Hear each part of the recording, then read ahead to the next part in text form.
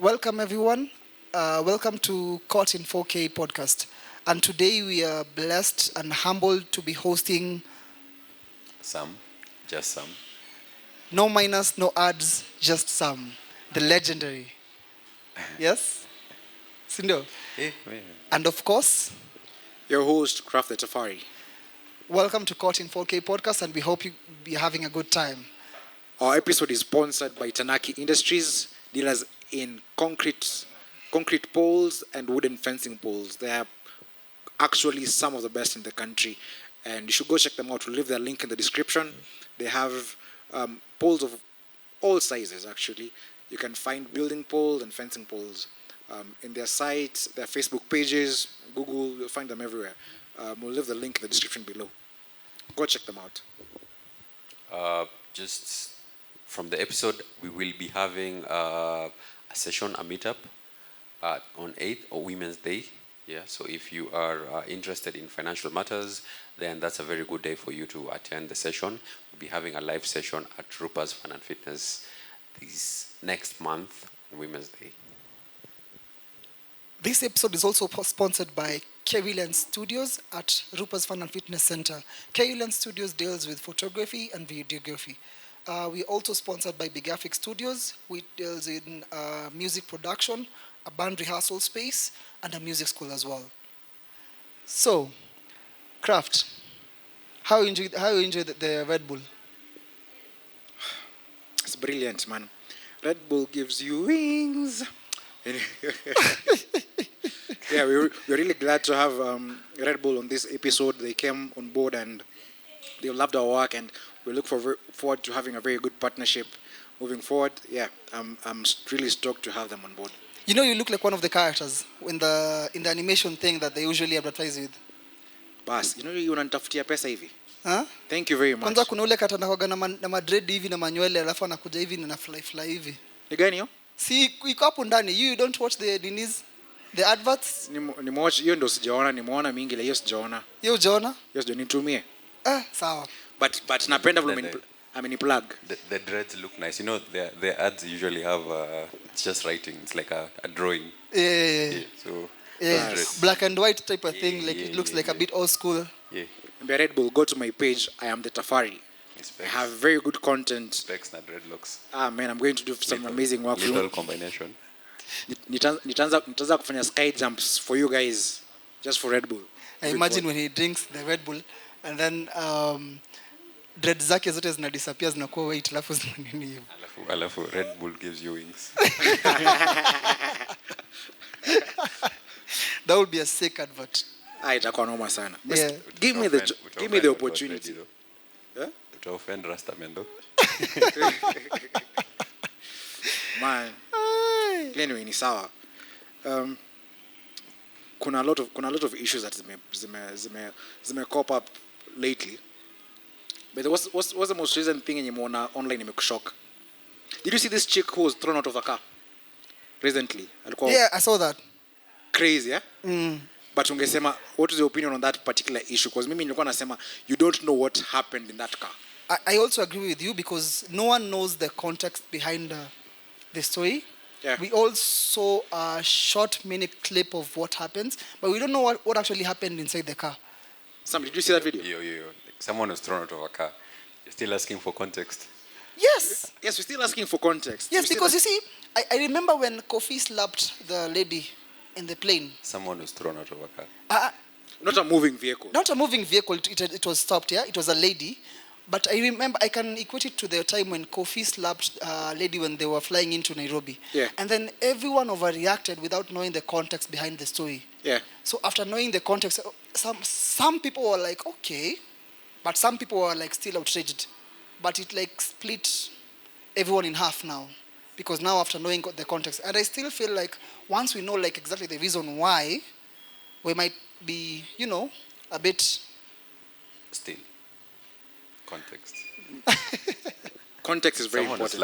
Was slapped. Someone was thrown out of a car. Okay, yeah. okay. Like, first off, that's a problem. Yeah. No, it's not necessarily. My ladies can be dramatic.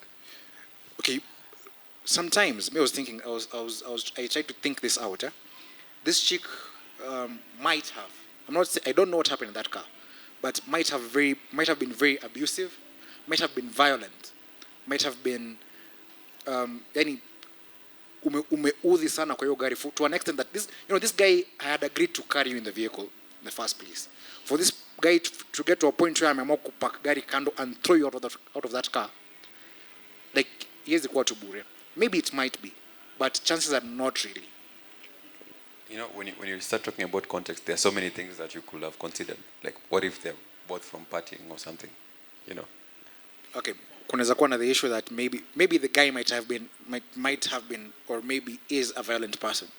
One, that's a possibility. But you cannot also rule out the fact that maybe this chick might have been a problem in that vehicle. Because mimi ukikuwa kwa hiyo gari and if that is my vehicle and you're acting violent, you're acting disrespectful, you're acting abusive, I will throw you out of my vehicle. I will. You throw the problem out of the car. Yeah, get the problem out of that vehicle. Get the problem out of that vehicle. Because sometimes I've seen, hey, let me tell you guys a story. What? There's this friend of mine. Once alipata demu yake inside a club talking to another guy. The guy got pissed. Akaingia kwa gari. The chick followed the guy into the car and started driving away. The guy is mad, livid that this chick was talking to another guy and giving this other guy the phone number. So along the way, this chick notices this guy is really mad at him. Now tries to cause now is unresponsive to how she's conversing. You know what this chick did? This chick grabbed the steering wheel, pulled it aside, ikagonga magari tatu. They had an accident, a whole issue. Because this chick was quite inconsiderate and violent in that vehicle. Now tell me, if this guy had earlier, before watu watoke hapo, ambia rudi mcheki, get out of the car. Na akisumbua mtu kwa hiyo gari, aishie. That accident will never have happened and they will not have risked their lives. So context is always important. I'm not saying that this guy was right because I don't know what happened in that vehicle. But we cannot go, because a lot of people online just, that guy is wrong, it's so inhumane. Who said it's so inhumane? Actually, that was a very humane thing that he did. Hakumpiga, alimtoa tu nje ya gari akamtupa. Some of them were like, oh, that guy is not a high value man, Damn. It has come around quite so well, yeah? It has come around quite so well. Yeah, but I think what you see on the screen on TikTok or on Twitter isn't necessarily it's not the full picture. So you can't really explain who's on the wrong or who's on the right, yeah? Yeah, you can't really explain who's on the wrong and who's the right. But you should always have the perspective to play the devil's advocate.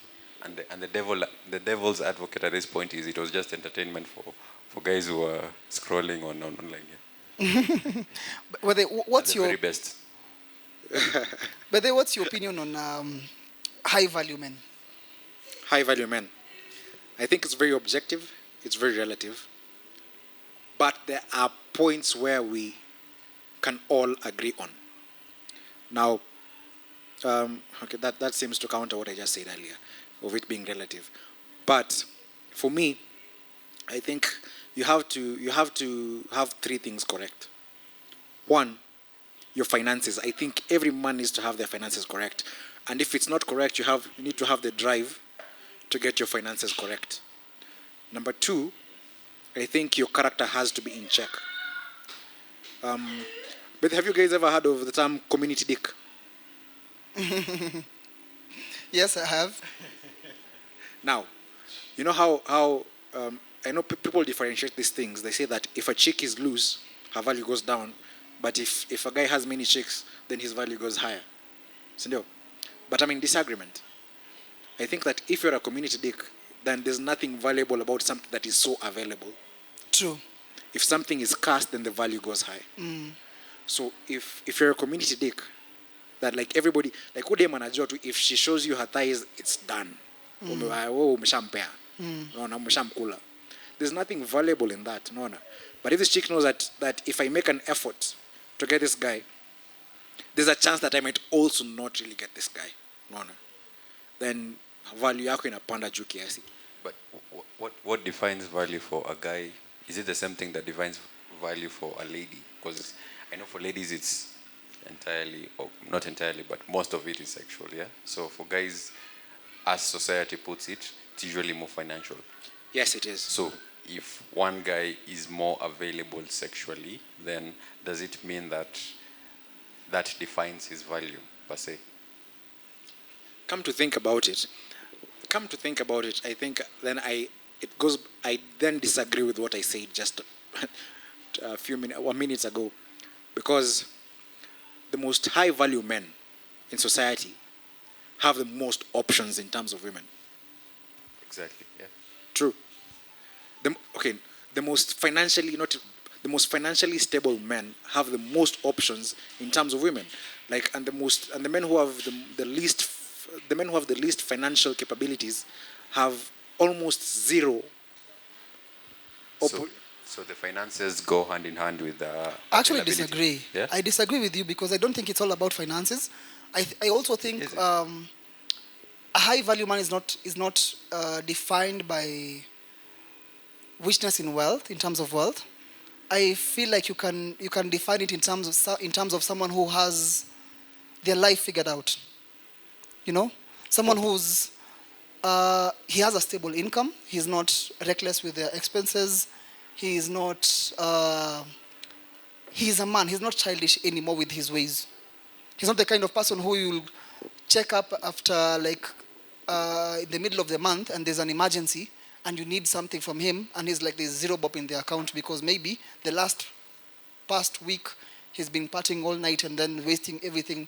So like in the middle of the month you guys don't have food in the house. That's just finances. Yeah, but I also think that that's part of Is it possible being to a define, high value man. Is it possible to define a high value man outside what they're able to provide? Yes, and that's why I think you might have someone who has whatever he has, whatever little he has figured out a system to manage it under any extraneous circumstances. Okay, let me ask this: if a man is a broke, but has character in check, and guy B is really financially upright, but character is in the shits, who's a higher value man between the two?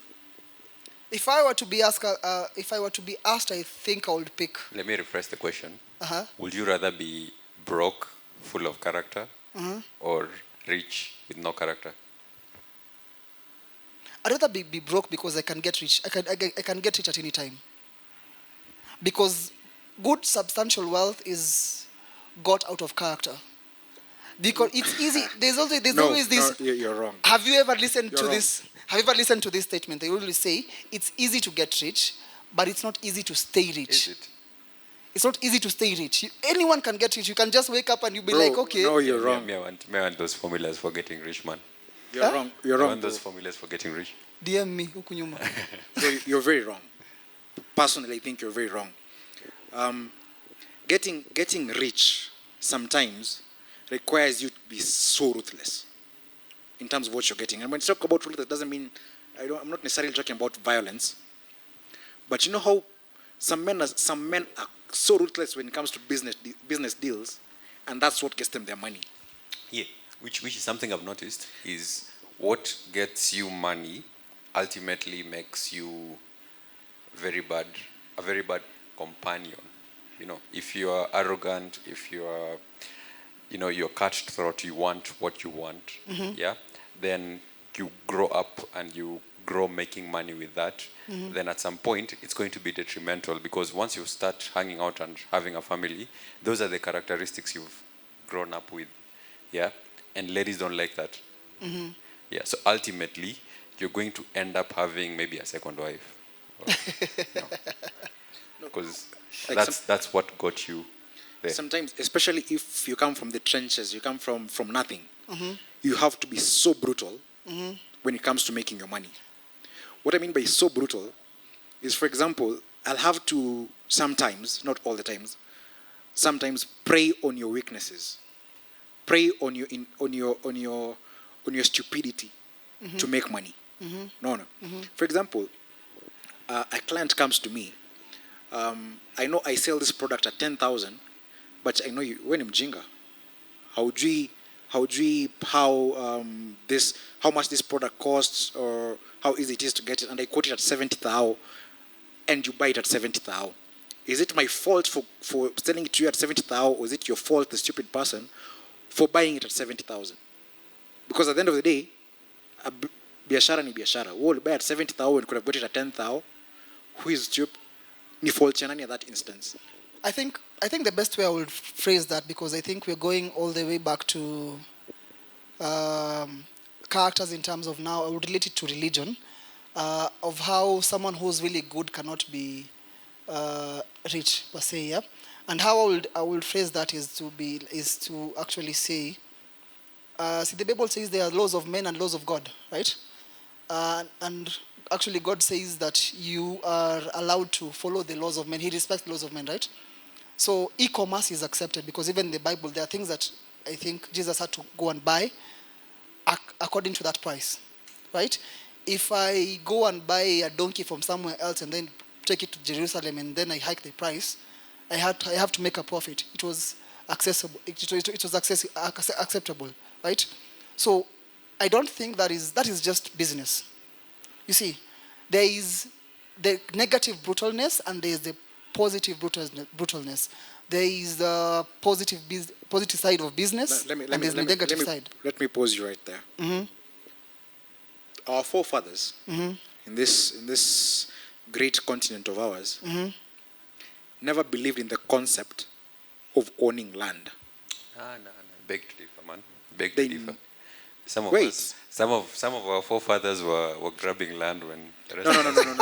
I'm not talking about. He's I'm talking not- about the majority. I'm not talking about. Oh, yeah. I'm not talking about before Kenyatta or. Sorry, I'm name dropping people. Okay, so, but I'm not talking about. But yeah, I'm not talking about Kenyatta and the Mois of this world. I'm talking about the Koitalels going back and so on. They believe that it's Like community before land. independence. Like, yeah, before independence, like when it was just us Africans here, there was no concept of owning land. Like, oh, hii quarter by quarter pale ni yangu, nimekanyaga miguu 10 pale, miguu 10 pale, make a square, that is my property. People never believed in owning land like They that. actually did believe in that, because Just you a see. moment, let me get done. Uh-huh. They never believed in owning land like that. No. It was the same as kusema. So when the white man came, akisema ati, oh, I want to buy land from you. Let's sign a deed and I'm going to own land from you. The guys were like, unataka kulipia mchanga. Go ahead and do it, because wanashanga. The same way mnaweza kwambia, I want to buy this sky hapa hivi juu yako. What utakuwa like, how can someone own this space above? What does that have to do with? Yeah. I'm getting to it. The concept of owning such spaces was quite new and quite rare. So, out of our forefathers' stupidity, they gave out their a lot of people signed out their lands. Signed out, like walieka vidole zao to give the white man authority over their lands. You see, because they never believed in the concept of owning lands. Now, you might say these white men were wicked, were not high value men for having the decorum of informing these people that if this and this happens, then this and that is going to happen. The same concept is applied. If, for example, nikuje kwako, nikwambia, I'm going to settle your debt ya 50,000, but then that means that for the next 50 years, I'm going to lease your land. It's going to be mine for the next 50 years. When ujinga yako, you're going to sign that deal. No.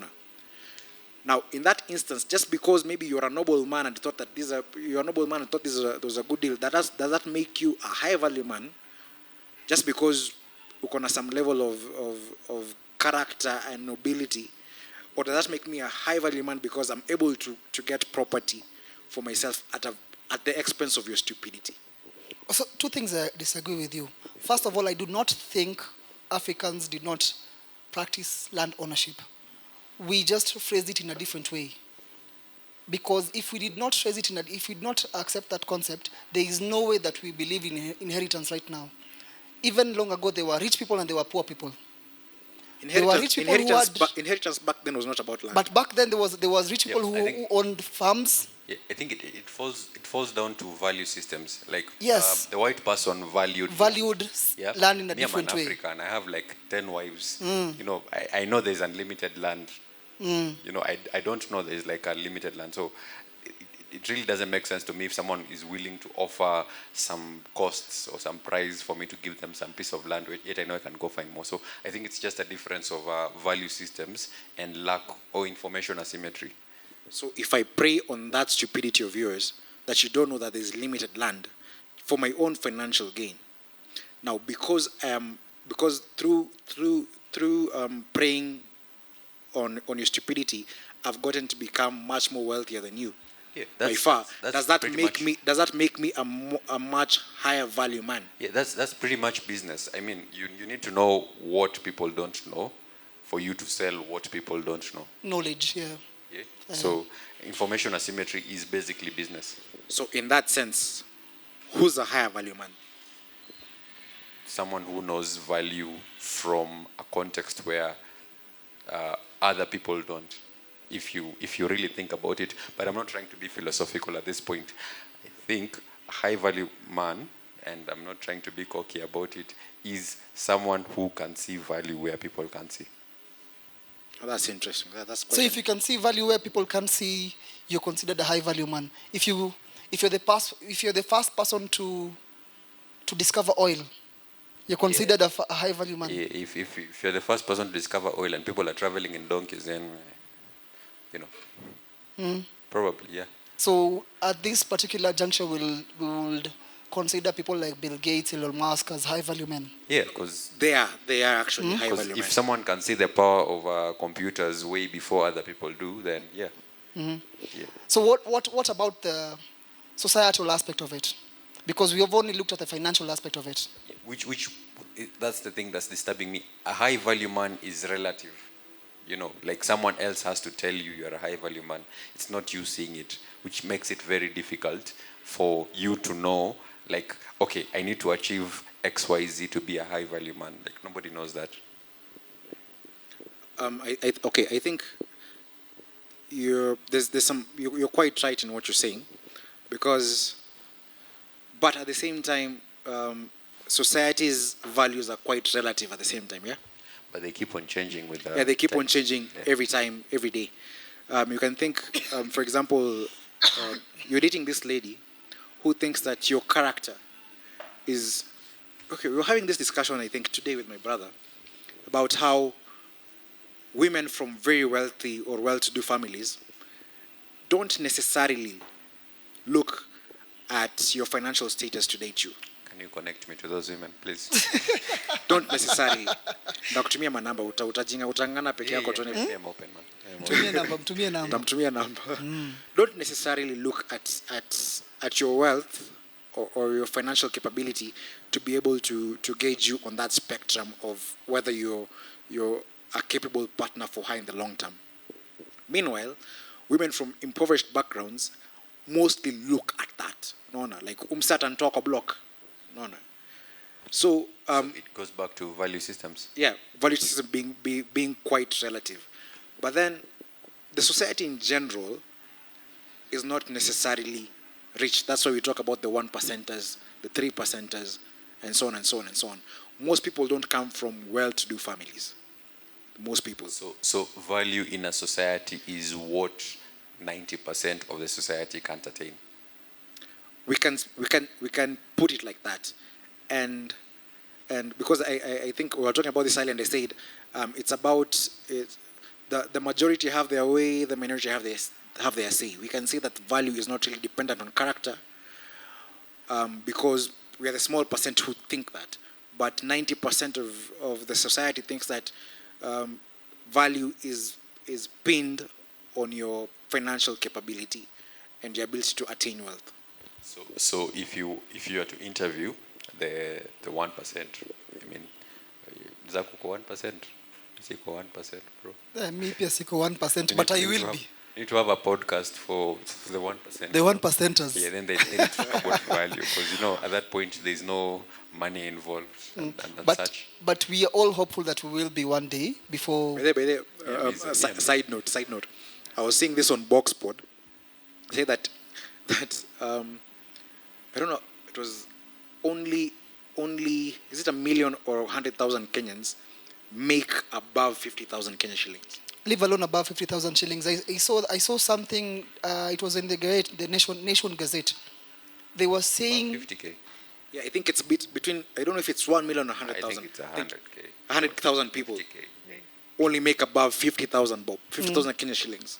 That's crazy, yeah. What surprised me is, you remember when they introduced the housing thing, the housing levy, they actually counted the number of people who will be taxed, who are eligible for taxing. Now, if you're only eligible for taxing, you have to be paid like 15,000 and above, right? Now, they were counting the number of people who are 15,000 and above, and to me it was shocking. How many? Number? Now, the percentage of it all was around like 70% were below 15,000. 70% of Kenyans. Yeah. I don't believe those. I think it's more than that. Because I was like, whoa. That person was trying to get clicks on their blog. It was on the Gazette. It was on. Well, Those guys are trying that's to quite get inaccurate. That's quite I don't inaccurate. think so. Hey. I think the number is much. You think it's much higher? You think it's much lower? Yeah, No, I think it's much lower. lower. Yeah. Lower. It's much lower. Yeah. So which percent? Which percent do you think it is? 30%, 40%, 50%. You said 50%. Say 70%. I think That's it's 30%. down. I think it's down to almost 90%. I don't think Kenyans are broke. You don't think so? You don't think I so? don't think Kenyans are broke. Man. Oh my goodness. Where? I don't think Kenyans are broke. I've been to other. I don't want to mention names. No, I think you live in the bougie neighborhoods, man. No. I've been to other countries. I don't think Kenyans are broke. Which other countries? Maybe you've visited poor countries, then you come back to Kenya with a lot of motivation. I've had this conversation with a couple of friends. You know how when you go to Nairobi and when you leave Nairobi, it's almost like you're dealing with two very different countries. Countries, not counties. Countries, yes, not counties. It's almost like you're dealing with two very different countries, because if you look online and you see the content that is being pushed praising this country, it's majorly focused on Nairobi. Get a few kilometers out of Nairobi, and you're like, whoa, what's the difference between this place and Uganda? Not mentioning names, but if you do a road trip from Nairobi to another country, another East African country, we are very lucky as Kenyans. A friend of mine actually told me recently they were on a road trip to one of the neighboring countries, and there's only one highway that goes all the way to the capital city. That one highway. No. Listen, that one highway. The country does not finish. Haishi na jina Ganda. No, the country definitely ends with the name A. That one highway, when it rains, it was really raining on that day. It took them a total of approximately 12 hours for them to come from the border to any city, because it was raining, and then they had to go for a bit. Mti imeanguka kwa barabara. Yeah, I think Kenyans are lucky. I mean, we of course we have problems, we have issues, we have problems. But if you look at your neighbors. But sasa shida zetu ni shida za kujitakia. But then at the same time we have problems. We have genuine problems. But then we can't look at our neighbors and use them as the metric of our growth. Yeah. Because but our neighbors are shit. Because if we use them as a metric of our development and growth, then tuna slack. Vibaya sana. Because I use the metric of our growth in comparison to our capital. Because our capital is quite advanced. Quite advanced. You know, when you talk about capital, it looks very theoretical. If you go to the ushagos of these other neighbors and you compare with the ushagos in Kenya, we are far much better. Yeah, you don't even need to compare the cities. However, I also strongly believe that one of our neighbors is really catching up, guys. Propaganda, but not propaganda. I honestly feel like it. If you look at their metrics between the last 10 years. Name drop them. I'd love them to come for us at the comment section. They need to learn English. Hate speech. No, I'm thinking of the edit that comes after what he said. I'm thinking of the edit that comes after. I am thinking of the edit that comes after what he said. Nice. My goodness. But seriously though, who would have thought Ethiopia's economy will be where it is right now? Because it is actually picking up well. Let's They talk have their own problems, but I think it's Let's picking talk up about well. economics. So, 4 countries have the potential to be the who is who in East Africa. Yeah. You have UG, you have Ethiopia, you have Kenya and Tanzania. Yeah. Okay. Let's address the problems. UG is a landlocked country. There is no hope. Ethiopia, they're always confronting. There's always some war. There's always some confrontation. It's very hard to expand outside Addis Ababa. So there's a lot of high value men there. They always Yeah, everyone wants to fight Everyone over wants there. to just have Everyone an everyone is a high AK-47 in the value man. house, man. You have an AK-47 in the house. You've seen that video of someone waiting for tea, and then the tea was taking too long, and they just pulled up the AK-47. Shot the waiter. No, they just shot in the Yeah, roof. yeah, I saw So that those video. Those guys have like a rain bill to fix their roofs. Yep. And then you have TZ. Yeah. So probably that's the only country that's going to give us competition when they learn how to integrate with the system. And the system, I mean, foreigners coming to that country have to actually be able to live in that country, to adapt, and now to build businesses and things like that. I disagree with you in that final point because this year alone they've had more tourists than us. Really? Yeah, you can check Zanzibar. it out. No. You can check it out. You're quite wrong. You guys can check You're it quite out. wrong. I've also looked at how many tourists prefer to, because okay, they sort of test out East African countries, yeah. And I remember, I think it was after COVID that most of them went to TZ, and most of them who've come from TZ to Kenya make very good reviews about this country, Yeah. and very poor reviews about TZ. I've lived in TZ. I don't want to live in TZ again. But you want a Tanzanian And wife, right? that network. Oh yeah. But the network. No, the Their network ladies is are shit. really beautiful, The services though. are shit. Like, okay, I hope you're going to censor this out. But just living, the ease of living, like I can order for food. Even Just in the Eldoret. small conveniences that foreigners Yeah. really value, they're not there. Things that we take for granted here, they're not there. So- I'll be in some shag somewhere and it's 2G internet, man. What the hell? 2G internet. 2G was almost 10 years 2G. ago. Like you have No, to beyond wait. 10 years ago. That was I'm usually very active on Twitter. You have to wait for like 10 minutes for a tweet to load because you're on 2G internet. Because, I don't know, is it Vodacom or MTN? I think they use Vodacom. I think both. I think there is MTN is Uganda. I think Vodacom They is. use both. But they use both. both. Yeah, Oh, they use okay, both. There's also like these. just the convenience and like the transition, especially if you're a foreigner. If you're used to like 40 Mbps net, and it's not only about network. It's just about ease of living, language. That's what I'm saying. That's what I'm saying. They need to learn English. But you understand Swahili. I'm from. From I Kenya. was struggling. I've seen a lot of, especially African Americans, okay, Black Americans, who have moved from the States and gone to Uganda, then have come to live in this country.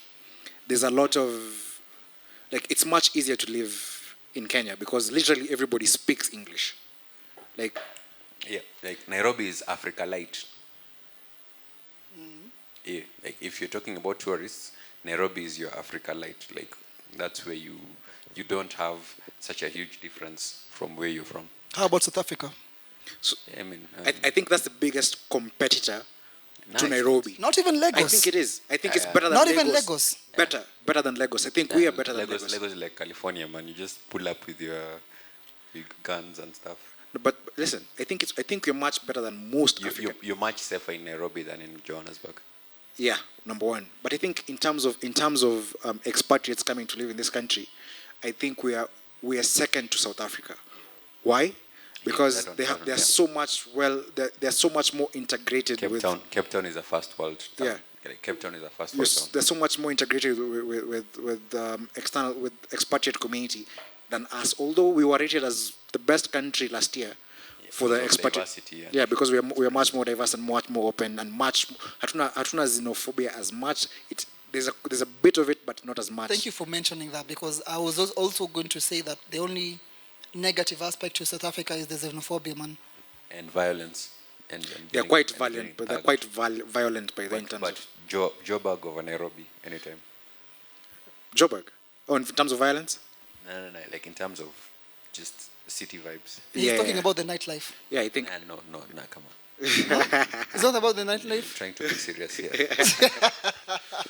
So Plus, you see, from someone from a finance background, Joburg, the South African rand is traded on MT4, on MT5 for guys who are trading forex. Yeah. So you can actually trade the rand. You can't trade the shilling. CBK will come on in your guts, man. Yeah. So they're much more advanced. If you want to know the difference between Nairobi and Joburg, just look at the financial markets. Okay, Yeah. that's a good aspect. So in this context, Joburg is the high value man Yeah. as compared to. Like if you want to know the differences, just don't even look at infrastructure.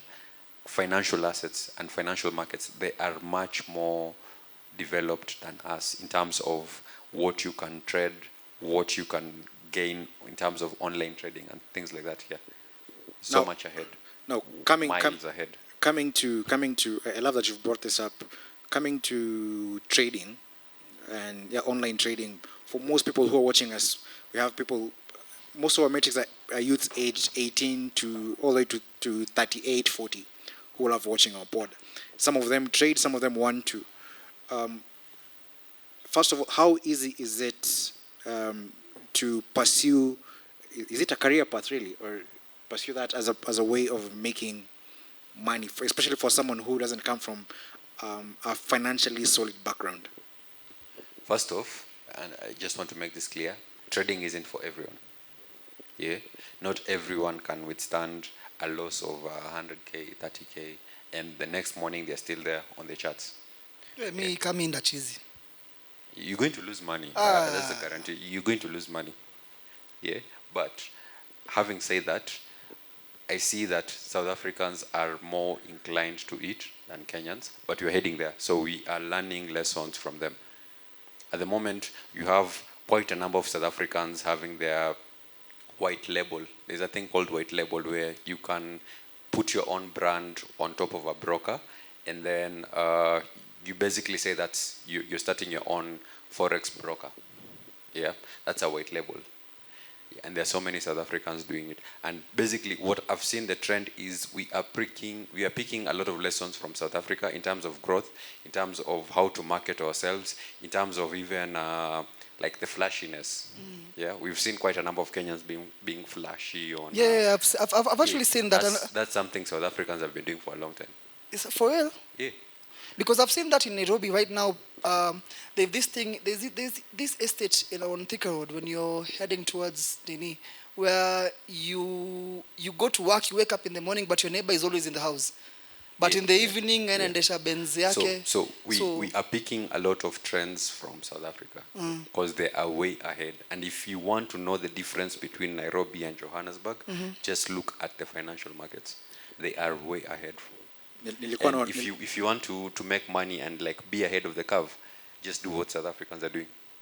Nilikuwa naona last week a lot of traders wakilia when the dollar dipped so hard. It was crazy. Yeah.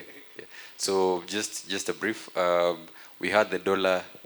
First off, the weakest point for the Kenya shilling as of this podcast is at 164, 162. It was around 164. And then we had it dip to 130. So that means you needed 130 shillings to buy a dollar. Yeah. But then the central bank came in and said it's too volatile. So they started buying dollars. So when you buy dollars, it means you're pumping more shillings to the economy to get those dollars, yeah? So that means you're devaluing the shilling. So now you've seen it go back to 150, 145. So if I read, as of today, it was at 152. yeah. So if you go through some of those for those who are doing economics, the fair value for Kenya shilling against the dollar as of the moment is around 145 to 150. That means it should be oscillating between 150 to 145. Yeah. Yeah. So a lot of guys are thinking that's where you're going to be at for possibly the next 6 months. But, okay, but what explains that sudden dip in like 2 days? Yeah. Is there any explanation to that sudden dip for all those people who are interested in trading in this market? Okay. And Yeah. also, when explaining this, also try to explain to us how easy is it for Kenyans to trade on the NSE, and if they can trade it online. Okay. So first off, I'm from a finance background. That means I work for a brokerage. We sort of talk about this on a daily basis. Yeah. Okay. So let me give you an example. If you had a parcel of land somewhere, there's going to be a road right next to it. Maybe that parcel of land costs 100 shillings. Yeah, and then you've had some announcement it's going to be 100. There's going to be a two-way road on that parcel of land. Dual carriage. How much do you think that parcel of land is going to appreciate by? Times 2 or times 10. Exactly, yeah. So there is that expectation that because there is something going to happen next by, this parcel of land is going to appreciate in value. So the market, if you look at anything, Kenya shilling, US dollar, stocks, most of the things are run by expectations of what investors are going or are expecting to happen on that asset. Now in Kenya, we were expecting, or we were being expected to default. That means we were expecting the government to not pay the loan that we had taken from Eurobond. Yeah, so once we managed to raise more money to pay that loan, in short, kama niko na do ya mshwari ya 20k, nafaa kulipa mshwari, na ni get do place ingine ya kulipa hiyo mshwari, maybe 40k. Yeah, so I'll have much more confidence to spend. Yes. Yeah. So we raised another tranche of debt from that, and that basically eased the pressure that investors were expecting on that country. So in this case, because Kenya managed to raise more money than was expected to pay back that loan. Remember the guys who take another loan to pay Mshwari loans? Or even Tala. Unaingia Tala huku, unaingia nini huku. Unaingia kuna rotate tu. It's a cycle. Unajifanya GOK. So because we managed to raise debt to pay the debt, then everybody started repricing. Because the anticipation was we won't pay this debt, so I mean Kenya is going to the dogs. You know, so that repricing cost that appreciation of the Kenya shilling. So we went from around 162 back to 130-ish, yeah. But then that volatility is also not good for the economy. You don't want something being 162 yesterday, today is 130. Yeah, so that's when the central bank stepped in, started buying dollars. So if you buy dollars, you're basically exchanging it for Kenya shillings. Yeah, and if you're exchanging it for Kenya shillings, that means shillings are more available in a market. And if something is more available in a market, it's cheaper. Yes. Yeah, that's why we've gone back to 150. Kindly explain something, yeah, for our audience, yeah. If the dollar like dipped to Kenyan shillings all the way till 130, right? Isn't that a good thing? Why will the central bank go ahead and buy the dollars just to inflate it, the price all over again? Because you see, that's also one aspect that most people don't usually understand. So this is one thing I was arguing on Twitter with someone, our market analyst.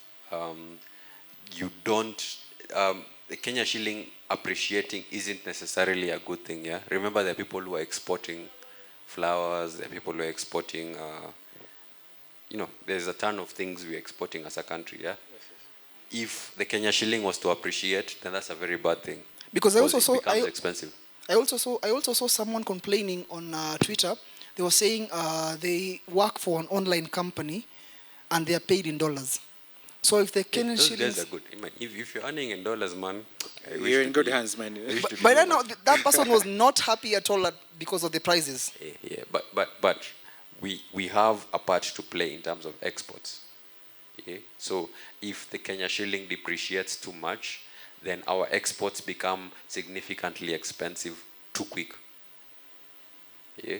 So that's not very good for the shilling. That's not very good for the economy. Yes, sir. Imagine if I was someone who's buying things from Kenya and the price significantly increased by 20%. I'm going to buy less. You know, if I'm buying tomatoes from Kenya and the exchange rate went up by 20%, that means the Kenya shilling appreciated by 20%. That means It it's discourages 20% more expensive. discourages buyers to be able to take So production. it's going to discourage exports for the country and things like that. So volatility is not good. It needs time. It needs to be gradual. I think the best example I can give over there is maandamano wameongeza bei ya avocado. Cheki kama And imeiva, finya kaa avocados are a very piano. huge export for the country. Yeah. Sorry? Avocados are very huge export for the Yeah, country. yeah, I know. People. So imagine avocados being 20% more expensive overnight. Yeah, that's not good for investors. Especially because most I think we've really focused on this episode to really address men who are actually most of our audience, and the financial part they have to play and ways they have to make money within this online space and this to increase their value as men. So how would you guys maybe or what sectors would you advise men to pursue in order to raise their financial value, which in turn raises their value as men? I think one thing I've seen because I work with FX Pesa, one thing I've seen with our clients is really investing in the export business, finding markets outside the country. This is the best time to do so. There's not going to be another time in our lifetime where we are seeing the shilling weakening this much against the dollar. So if you have something that is going to earn you in dollars, especially exports, then that's a really good field to get into right now while we are seeing this significant depreciation in the shilling. Yeah, so I've seen guys come to the office and they're investing in things like honey. Yeah, that's a big export market that is very untapped.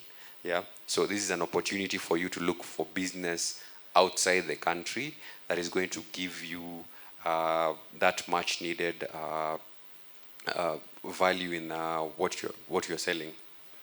Yeah, so that discrepancy and that growth in or the weakening in the shilling is a very big opportunity for guys who are looking externally, even guys who are doing online jobs. This is the time for them. Yeah, so just focus externally. I know we've had a lot of backlash with the president saying they're exporting jobs and things like that. Yeah, but this is the time for it. There is no other time for it, and it's not because the economy is doing well or probably the government is not doing well, but this is the time for you to look for opportunities outside the country for you to build generational wealth. Oh, nice. That's quite brilliant, and especially because part or a significant number of our audience are from Eldoret. The highest number is from Nairobi, but a significant number is from Eldoret, and Eldoret is known for being sort of a breadbasket for this country.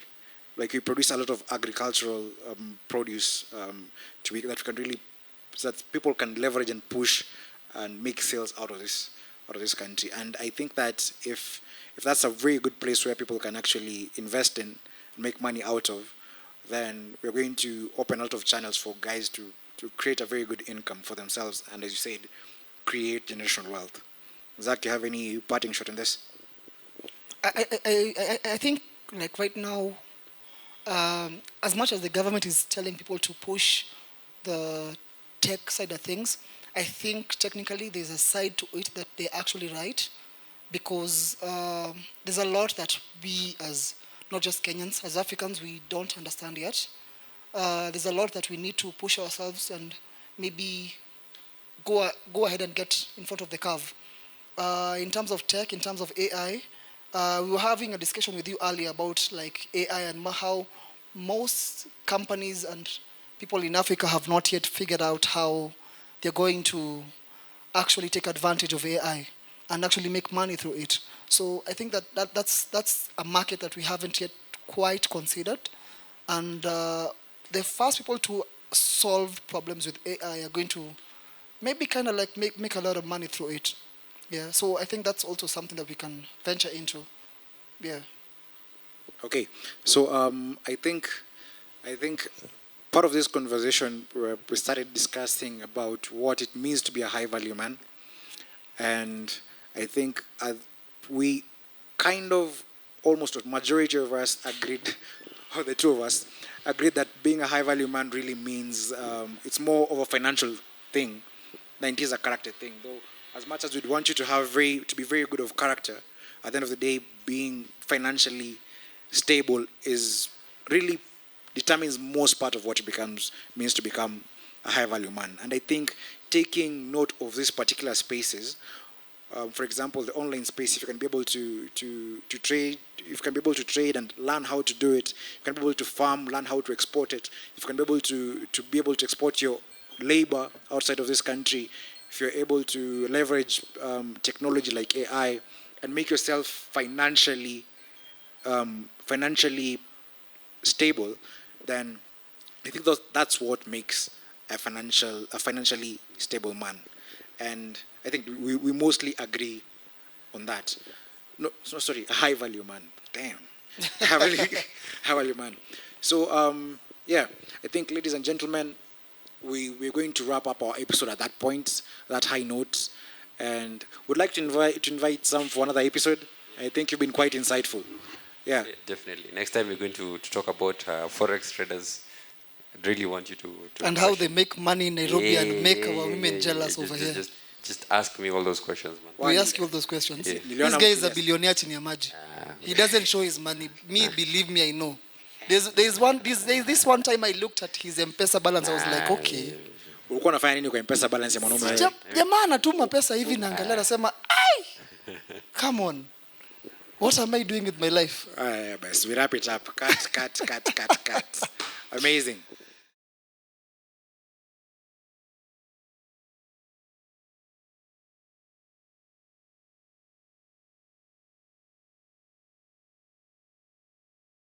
We mzee, mama, unangoja nini? Subscribe bwana. Click that button, subscribe kwa hii episode.